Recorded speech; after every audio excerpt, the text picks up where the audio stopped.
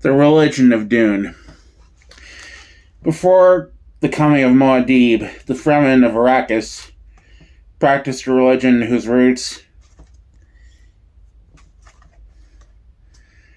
in the Mammoth Sari are there for any scholar to see. Many have traced the extensive borrowings from other religions. The most common example is the hymn to water, a direct copy from the Orange Catholic liturgical manual calling for rain clouds which Arrakis has never seen.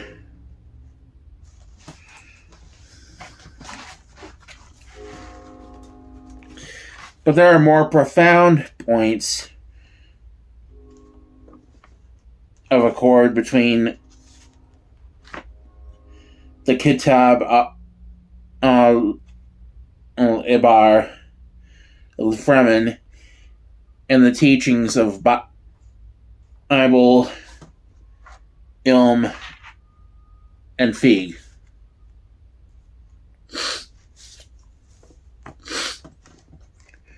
A comparison of the religious beliefs dominant in the Imperium up to the time of Muad D'ib must start with major forces which shaped those beliefs.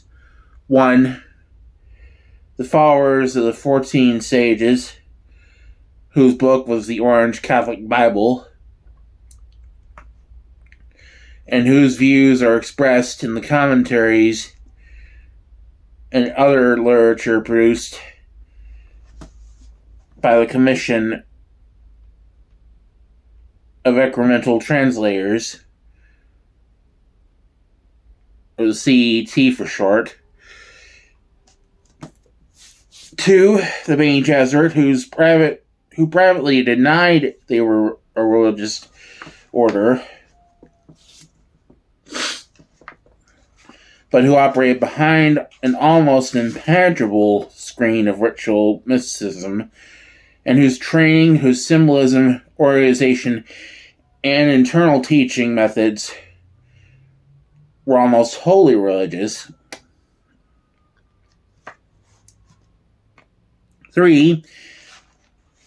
The agnostic ruling class, including the Guild, for whom religion was a kind of puppet show to amuse the populace and keep it docile, and who believed essentially that all phenomena, even religious phenomena, could be reduced to mechanical explanations. 4. The so-called ancient teachings, including those preserved by the Zinzuni wanderers from the first, second, and third Islamic movements, the Nava-Christianity of Chusuk,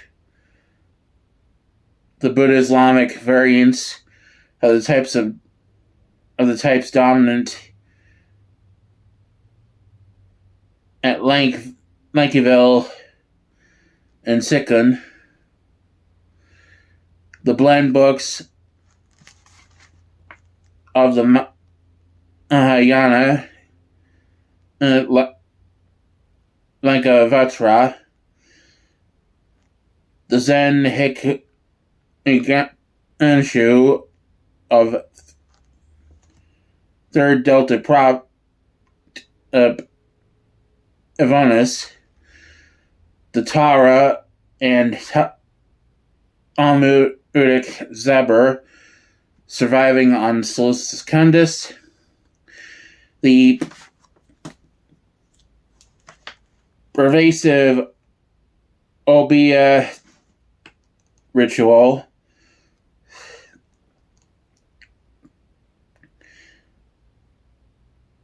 the Muad D'ib,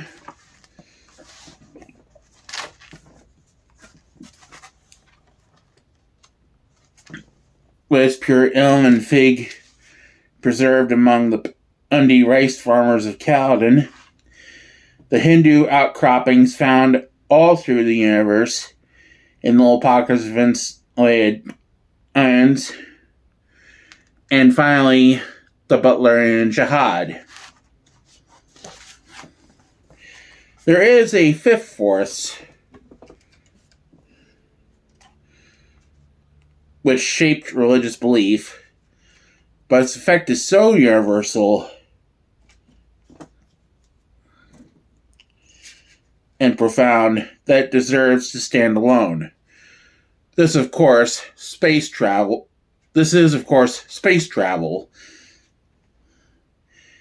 And in any discussion of religion, it deserves to be written thus.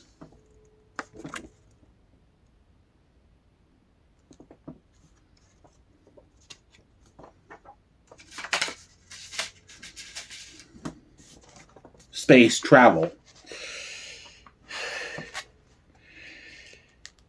Mankind's movement through deep space placed a unique stamp on religion during the 110 centuries that preceded the Butlerian Jihad. To begin with, early space travel, although widespread, was largely unregulated, slow, and uncertain, and before the guild monopoly was accomplished by a hodgepodge of methods. The first space experiences, poorly communicated and subject to extreme distortion, were a wild inducement to mystical speculation. Immediately, space gave a different flavor and sense to ideas of creation. That difference is seen even in the highest religious achievements of the period. All through religion, the feeling of the sacred was touched by anarchy from the outer dark.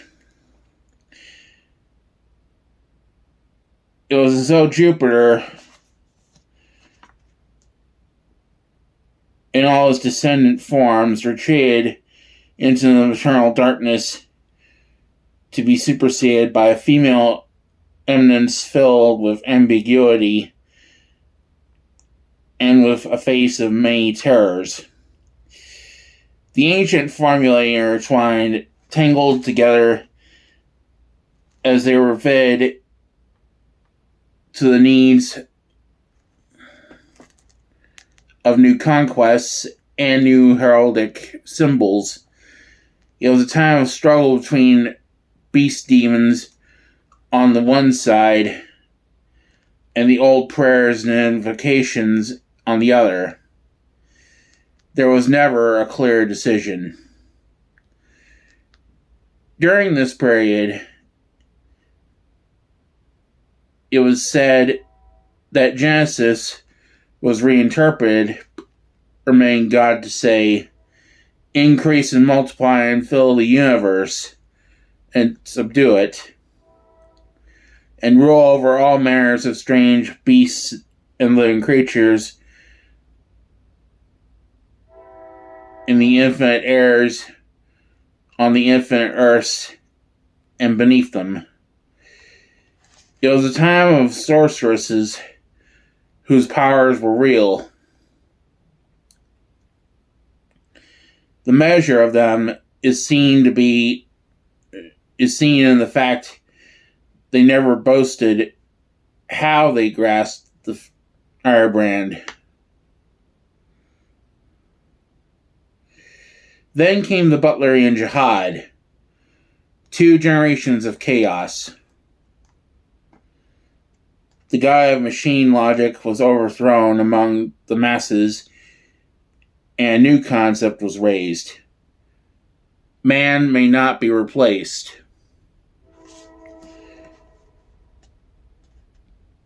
Those 2 generations of violence were a thalamic pause for all humankind. Men looked at their gods and their rituals and saw that both were filled with that most terrible of all equations, fear over ambition. Hesitantly, the leaders of religious whose followers had spilled the blood of billions began meeting to exchange views. It was a move encouraged by the Spacing Guild, which was beginning to build its monopoly over all interstellar travel, and by the Bene Geserit, who were banning their sorceresses.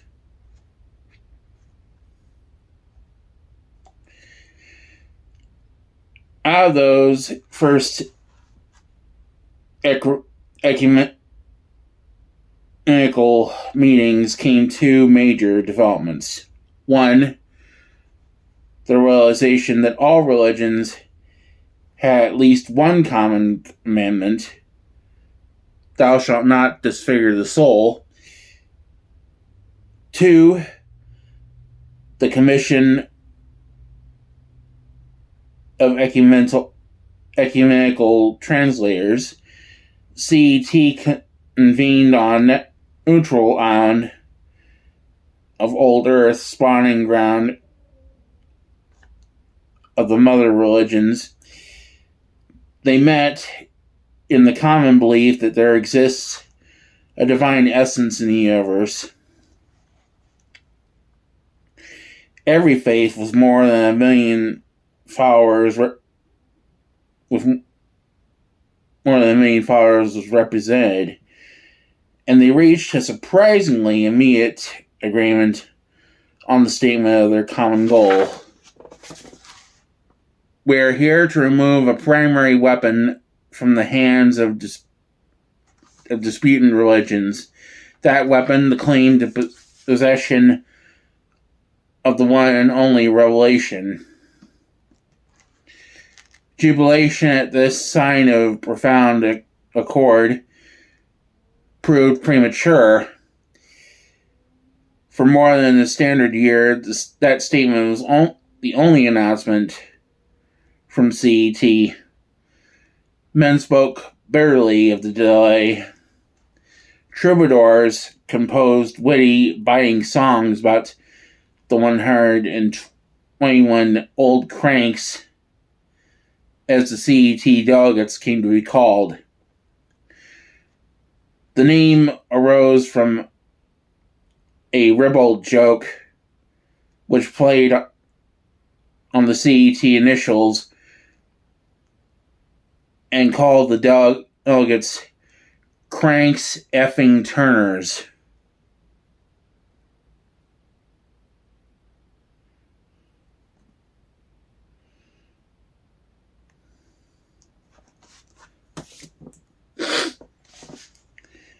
One of the songs, Brown Repose, has undergone periodic revival and is popular even today.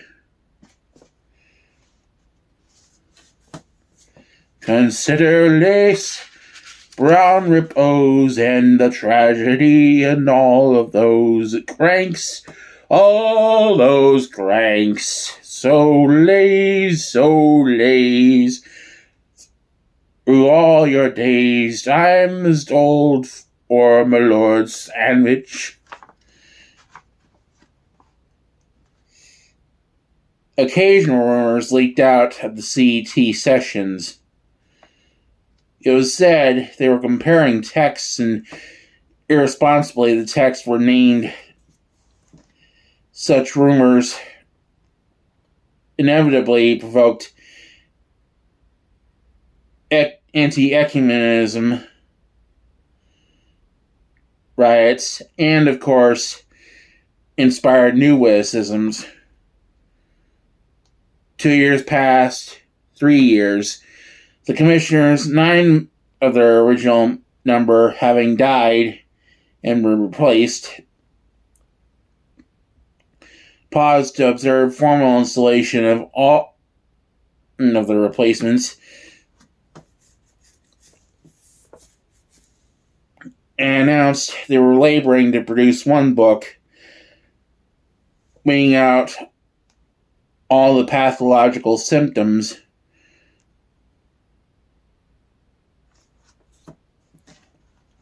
of the religious past.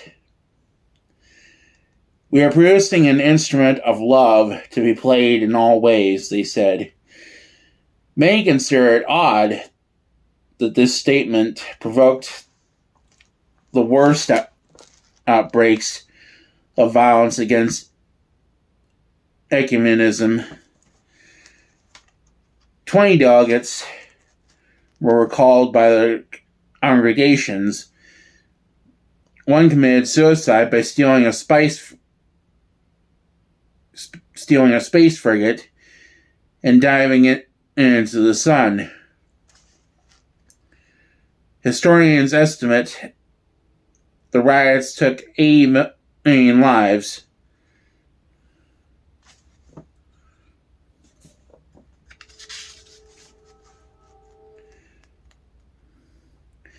That works out to about 6,000 for each world then in the Landsraad League. Considering the unrest of the time, this may not be an excessive estimate.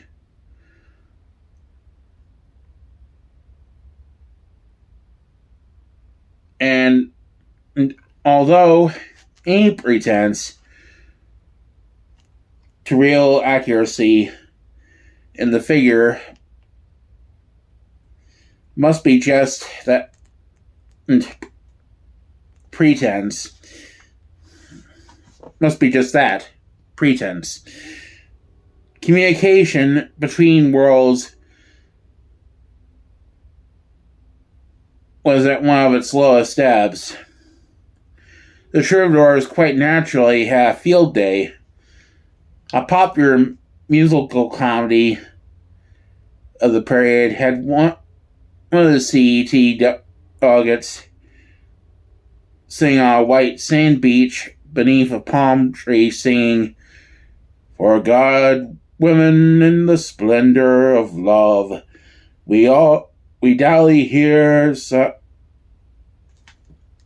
and spheres or cares. Troubadour, troubadour, sing another melody, for God, women, and the splendor of love."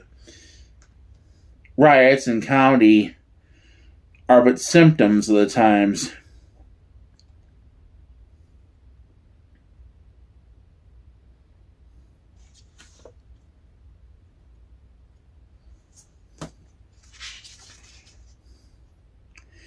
Profoundly revealing. They betrayed the psychological tone, the deep uncertainties, and the striving for something better, plus the fear that nothing would come of it at all.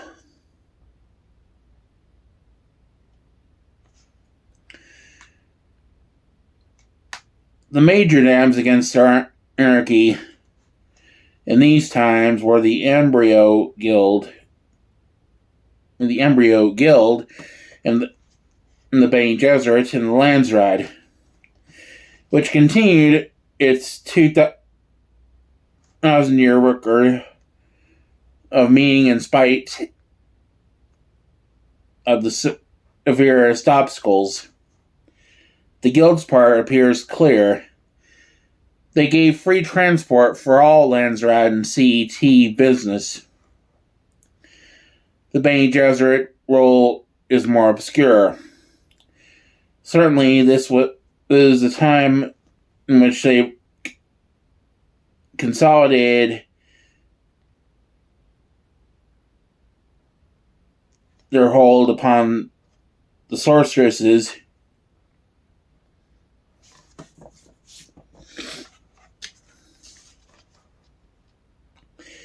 explored cell narcotics, developed Prana training, and conceived the Missionaria Protectiva, that black arm of superstition. But it is also the period that saw the composing of the Litany Against Fear and the assembly of the Azar book, that bibliographic marvel that preserves the great secrets of the most ancient faiths. Ingsley's comment is perhaps the only one possible. Those were times of deep paradox. For almost 7 years then, C.E.T. labored. And as their 7th anniversary approached, they prepared the human universe for a momentous announcement.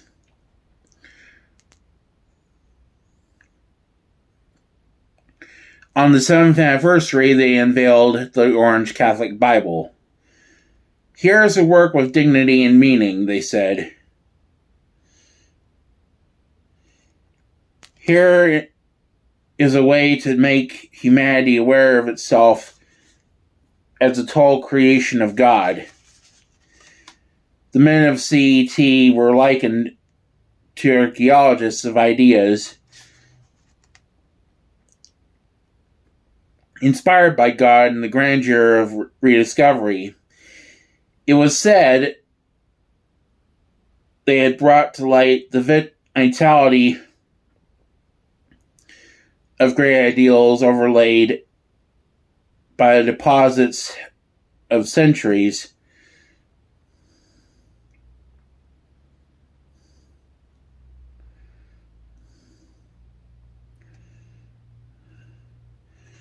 That they had sharpened the moral imperatives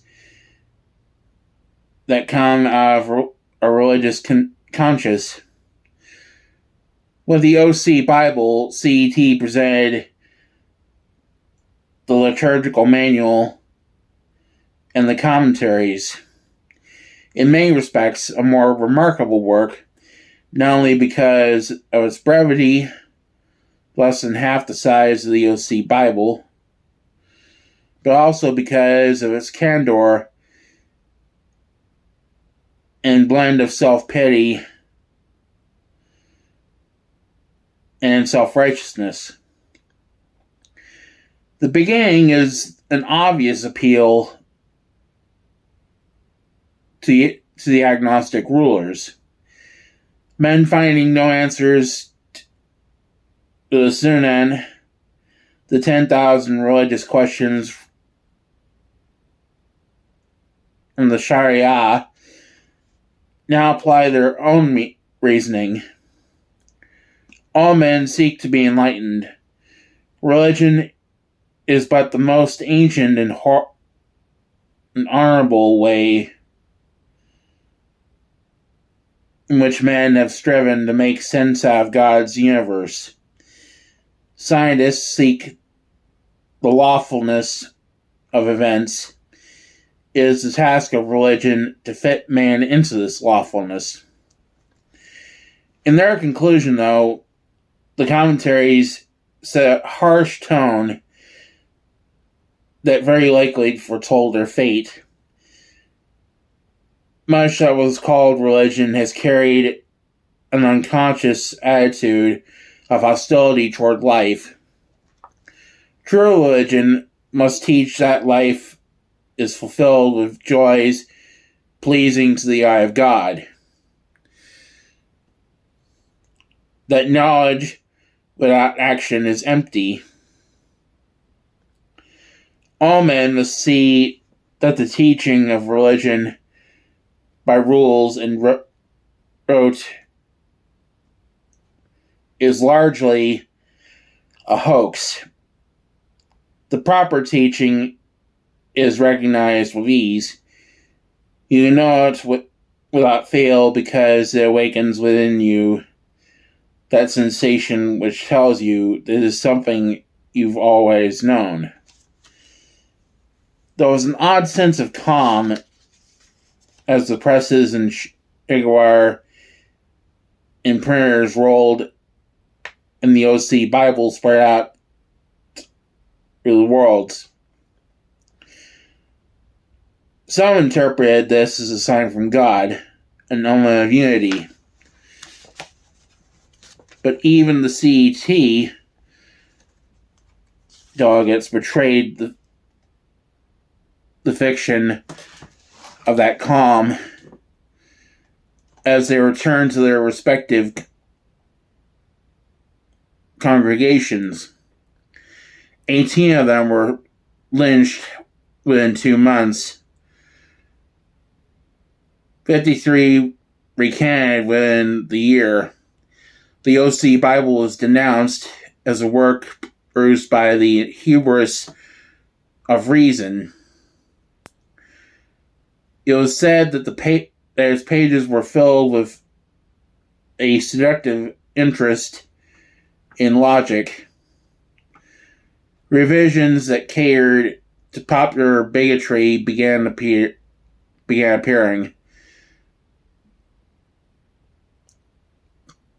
These revisions leaned on accepted symbolisms, cross, crescent, feather rattle, the 12 saints, the thin Buddha, and the like. And it soon became apparent that the ancient superstitions and beliefs had not been absorbed by the new ecumenism. Holloway's label for the C.E.T's 7-year effort, galactophasic determinism, was snapped up by eager billions who interpreted the initial GD as goddamned.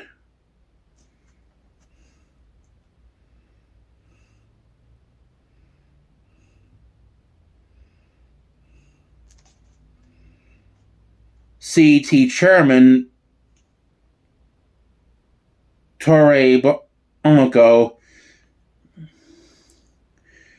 a ulema of the Zenzunis and one of the 14 delegates who never recanted the 14 sages of popular history, appeared to admit finally the C.E.T. had erred. We shouldn't have tried to create new symbols, he said. We should have realized we weren't supposed to introduce uncertainties into accepted belief, that we weren't supposed to stir up curiosity about God. We are daily confronted by the terrifying instability of all things human. Yet we permit our religion to grow more rigid and controlled, more conforming and oppressive. What is this shadow across the highway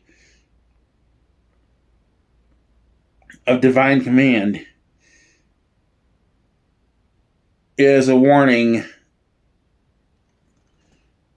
that institutions endure, that symbols endure when their meaning is lost.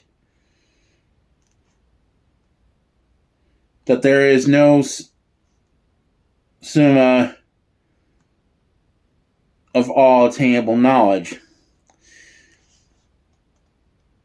The bare double edge in this admission did not escape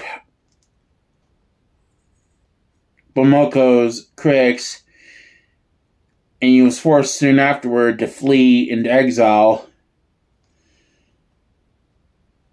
His life depended upon the guild's pledge of secrecy.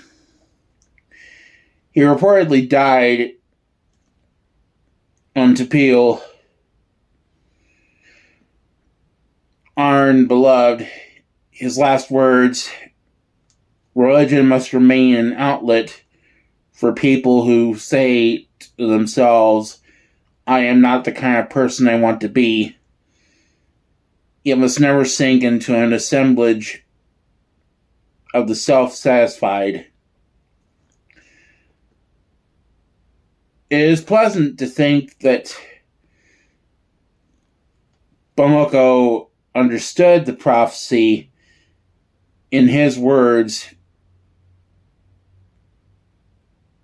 institutions endure.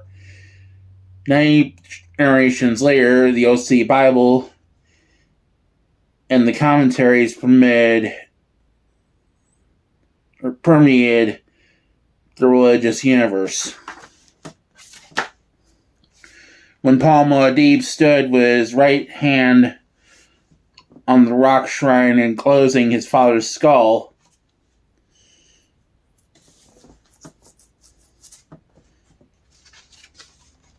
the right hand of the blessed, not the left hand of the damned, he quoted word for word from Bamoko's legacy. You who have defeated us, say to yourselves that Babylon is fallen and its works have been overturned. I say to you still that man remains on trial, each man in his own dock, each man is a little war. The Fremen said of Muad D'ib that he was like Abu Zidi, whose frigate defied the guild and rode one day there and back. They're used in this way translates directly from the Fremen mythology as the land of the rub spirit, the Alam al-Natal, where all limitations are removed.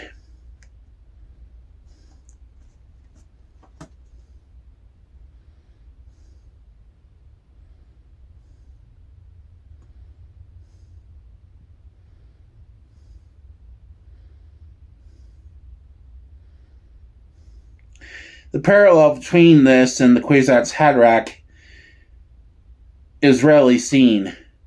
The Kwisatz Haderach that the Sisterhood sought through its breeding program was interpreted as the shortening of the way, or the one who can be two places simultaneously.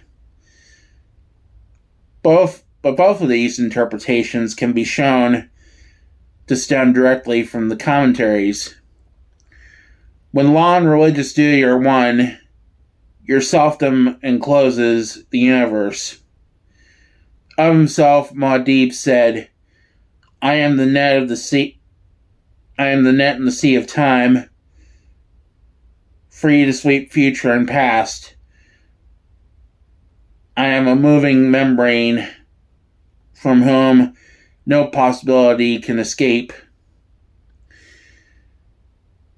These thoughts are all one and the same, and they hearken to 22 Elima in the OC Bible, where it says, whether a thought is spoken or not, is a real thing and has powers of reality. It is when we get into Muad D'ib's own commentaries in the Pillars of the Universe, as interpreted by his holy men, the Kisara Afwad, that we see his real debt to C.E.T. and Fremen and Sunni.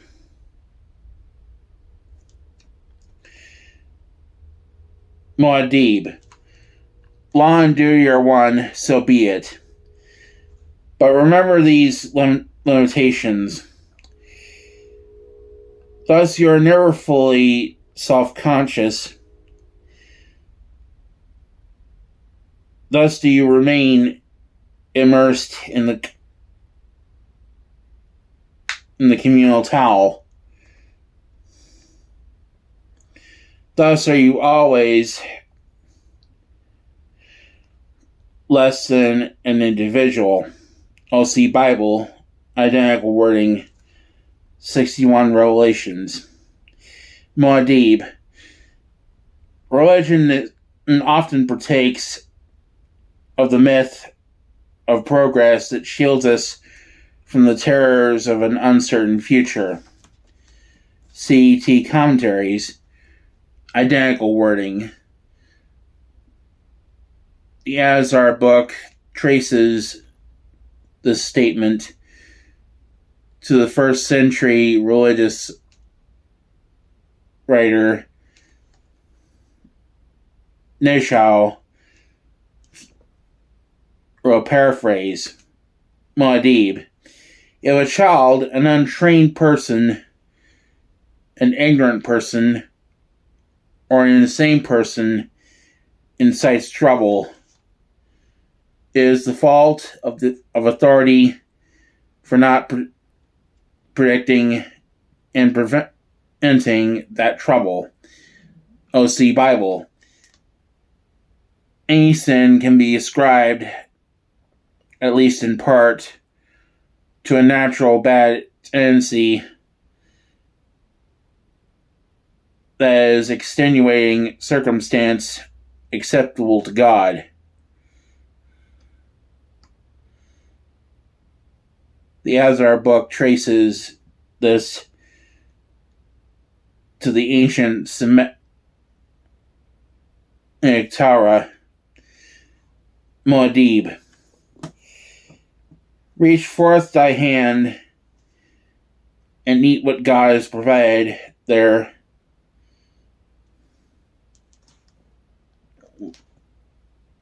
What God has provided thee. And when thou art replenished, praise the Lord. O.C. Bible. A paraphrase by identical meaning. The Azar book traces this in slightly different form to first Islam. Muad D'ib. Kindness is the beginning of cruelty. Fremen Kitab al-Ibar. The weight of a kindly God is a fearful thing. Did not God give us the burning sun, Alat? Did not God give us the mothers of moisture, reverend mothers?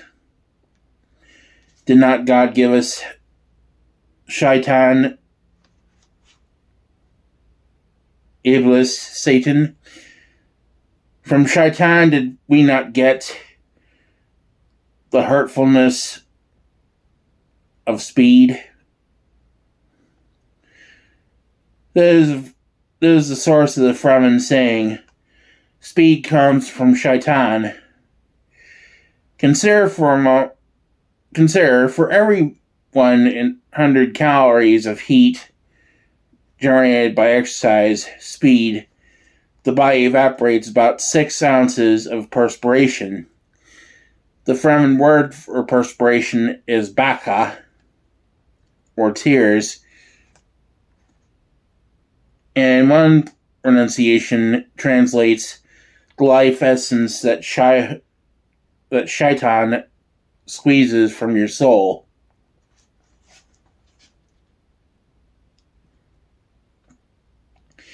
Muad D'ib's arrival is called religiously timely by Conywell, but timing had little to do with it. As Muad D'ib himself said, I am here, so. It is, however, vital to an understanding of Muad D'ib's religious impact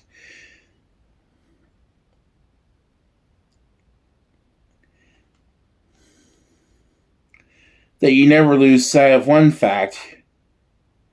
The Fremen were a desert people whose entire ancestry was accustomed to hostile landscapes. Mysticism isn't difficult when you survive each second by surmounting open hostility. You are there, so.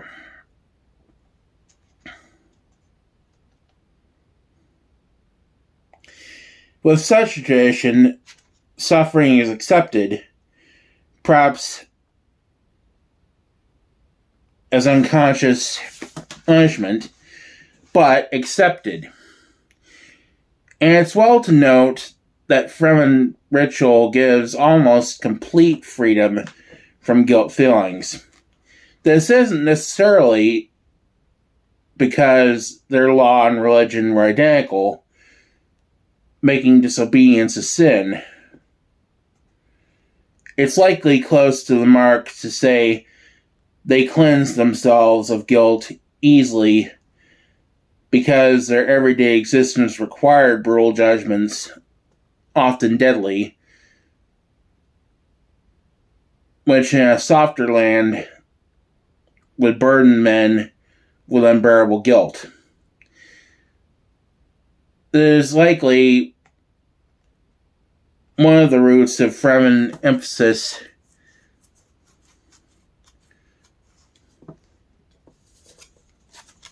on superstition, disregarding the Missionaria Protectiva's ministrations.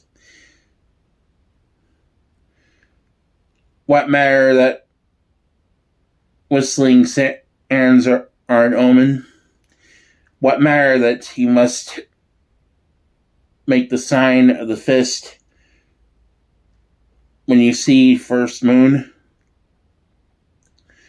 A man's flesh is his own, and his water belongs to the tribe. And the mystery of life isn't a problem to solve, but a reality to experience. Omens help you remember this.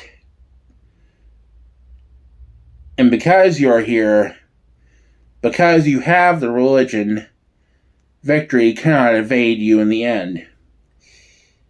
As the Bene Geserit taught for centuries, long before they ran afoul of the Fremen, when religion and politics ride the same cart, when that cart is driven by a living holy man, Baraka, nothing can stand in their path.